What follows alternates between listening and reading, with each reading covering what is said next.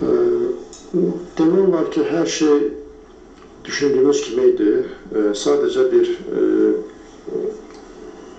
qoldan əvvəl dəyişiklik eləyəndə, 3-lü müdafiədən 5-li müdafiədən 4-lü müdafiəyə keçəndə bir 8-10 dəqiqə biraz oyunu itirdik. Çünki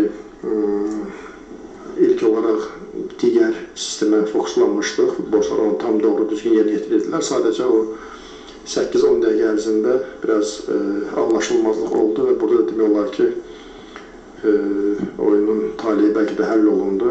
Amma buna baxmayaraq, sadəcə bugünə kimi Napoli 4-lü müdafiə oynayırdısa və son 2 oyunda 5-li müdafiəyə keçmişdi. Sadəcə biraz o haradasa özdəki futbolçularımızın yorulan vaxtı biraz o dəyişikliyi etdi. Bunlar da biraz ustalığı yuxarı olan futbolçulardır və bundan istifadə elədilər. Amma genelde qollar da belə biraz çox bəsit qollar girdi. Futbolçulara belə hansı bir irad bildirəsi bir epizodlar deyildi.